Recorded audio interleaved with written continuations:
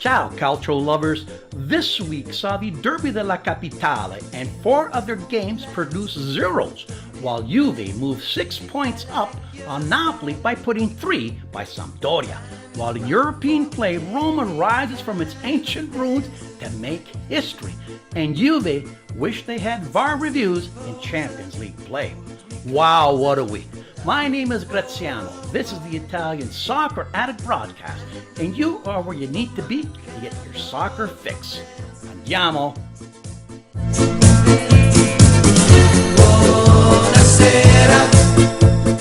Ciao amici del calcio, my name is Jimmy Felice and welcome to the show. Now Graz, after an exciting Champions League week with Roma's victory, what was more exciting to you? Was it the victory by Roma or was it your honeymoon?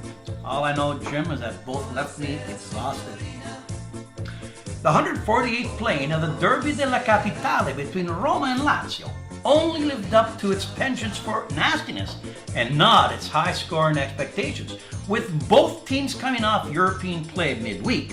Tired legs and injuries produced a tight-marking, cautious game.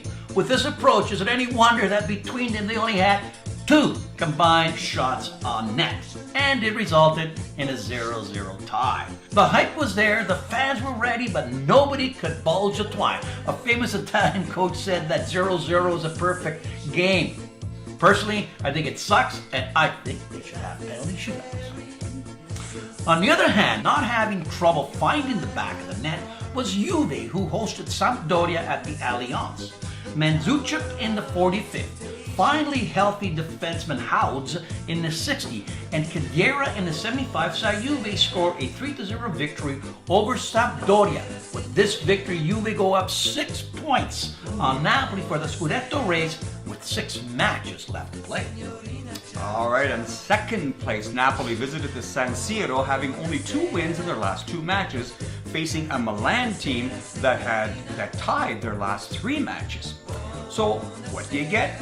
Just what I expected, a good for nobody 0-0 tie. I call that fried eggs. Napoli are now 6 points back of Juve for the Scudetto race, and Milan are only 2 points up on Fiorentina for the last Europa League place. Also struggling were the other Milanese, Inter, who traveled to Bergamo, where they had only 1 win in the last 8 years. With only 2 points out of the last possible 9, Inter and Atalanta colluded for yet another 0-0 draw. Inter now foul out of Champions League contention. At the Ferraris in Genoa, Genoa got a 28th minute goal from Bessa to beat Crotone 1-0. Genoa with this win are comfortably out of the drop zone while the Big Cheese drop into it. Cagliari moved 5 points from the drop zone with a 2-0 victory over Udine, getting goals from Pavoletti and Cipatelli. Udine unfortunately falls closer to the relegation zone with their 9th loss in a row. Sassuolo got a brace from Politano, and Benevento got one from Diabate to tie 2-2. It was Diabate's 3rd consecutive 2-goal game. Wow.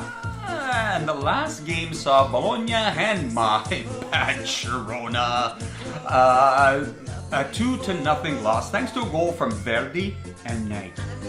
Fiorentina saw its 6-game winning streak come to an end with a 0-0 draw against Spal. Spal now has its 5th tie in a row and are 1 point out of the drop zone. Chievo and Torino also shared fried eggs. I haven't seen so many zeros since I looked at my bank book. That was your grade 9 report card, Jim. Okay. On Tuesday, Roma hosted Barcelona at a sold-out Olimpico, looking to overturn a 4-1 first leg deficit.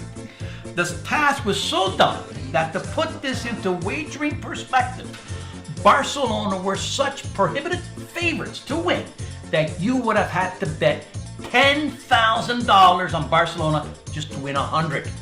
Because of these odds were so high, Vegas didn't even bother posting them. Not much of a chance, right? Well, Virginia, there is a Santa, and miracles do happen. And what happened was historic. In Rome, Di Francesco made all the right moves, noting that Barca defense had trouble handling the physical Dzeko. Di Fran doubled down and started Dzeko and Schick together up front, and the strategy worked to perfection. Dzeko got the Roman avalanche rolling when he split the defense in the 6th minute. Then in the 58th, his physicality forced Piqué, aka Hey, my hips don't lie, to tackle him in the box, producing a penalty kick. Up stepped De Rossi, and it was game on. Total pressure and commitment resulted in a header from the Greek god Manolas in the 82nd, and the impossible became reality. Roma won 3-0. You believe? I don't believe. You believe? As a lifelong Roma fan that have lived the ups and the mostly downs of this team, this was the most incredible match and result ever. Only 3 times in history have a team come back to overturn a 3-goal first leg deficit. Deportivo did it to Milan, and Barca last year did it to PSG. And how ironic now, Roma does it to Barca. But the irony doesn't stop there. Dzeko, who was denied a clear penalty in Barcelona, got his first goal, and then the 2 Roma players that scored own goals last week, De Rossi and Manolas, both scored for Roma to topple the Spanish Armada and advanced into the semifinals with a shocking 3-0 victory. Not even Hollywood could have written such a script. No wonder the bookies didn't place any bets. They would have declared bankruptcy. For Roma, it marked the 2nd time in its history that they made it to the semifinals. I don't believe Jimmy, and how crazy is that? It is crazy. Crazy is your shirt, that's for sure. Not crazy enough as on Wednesday, Juve traveled to the Bernabeu, down 3-0, facing Real without their best defender, Sergio Ramos. Another Italian miracle? Oh, it was so close. Juve went up in the 2nd minute on a Mandzukic header. Then he does it again in the 37th. Then to complete the miracle comeback, Matuidi scores in the 60th. But the soccer gods used all their magic yesterday in Rome as Benatia fouled Vasquez in the box for a penalty in the 94th. Yes, I did say 94th. Unbelievable. Where is VAR when you need it most? But the drama isn't finished just yet, as Buffon, with his overzealous protesting, bumped the ref and got red carded. Red. Ouch. Up steps Ronaldo, and game over. Real wins 4-3, with Ronaldo getting his 11th goal in 11 games. Wow, Roma and Juve produced 2 of the most exciting games in Champions League history. I'm starting to believe. Whether it was a penalty or not, VAR would have decided it. And I think that next year you will see VAR introduced into Champions League play. What VAR, though, could not change was Buffon's berating and bumping of the ref, which cost him a red card. This was Buffon's last game, and it was a sad way to end an outstanding career. Well, at least he didn't headbutt Zidane. But the drama and irony isn't over for Roma, as on Friday the Champions League draw saw Roma take Liverpool. Oh, how ironic. Liverpool beat Roma in 1984 on penalties in the then Cup winner Cup final in Rome. Both teams are owned by Boston billionaires, and if that wasn't enough, Roma last year sold Mo Salah, the league's leading scorer, to Liverpool. Wow. This is more incredible than the Big Bang Theory, and I mean the universe, not the TV show. Across the Alps, here we go. In Spain, Barcelona recovered from the Roman disaster and beat Valencia 2-1 to set the all-time La Liga record of 39 games without a loss. Even though Real also won, beating Malaga 2-1, Barca still leads Los Blancos by 15 points.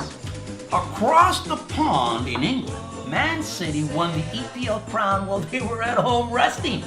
After beating Tottenham 3-1 on Saturday, next day United had its City the crown by losing at home 1-0 to West Brom. Thank you, special one. City has now won its 3rd title in the last 7 years. City are only the 3rd side in EPL history to beat every opponent in the same year. They only lost 2 games during the year and have scored 93 while only conceding 25. Their coach Pep has won 7 league titles and has 24 trophies in 3 different countries. This guy's an animal. There you go. And all that's left now is 4 teams to secure European play. Arsenal took a step back, losing to Newcastle 2-1. Arsenal has no away points in 2018. If they fire Wenger this year, they will have just cause. Chelsea hung on to a Europa League spot with a 3-0 comeback win over Southampton, and Liverpool continue to push for second place, beating Bournemouth 3-0. And yes, Salah got yet another goal, his 30th, to lead all scorers in Europe. Wow. Also wrapping up European titles this weekend were PSV Eindhoven, their 24th, and PSG of France with their 5th title in the last 6 years. That's it from across the pond, back to the boot.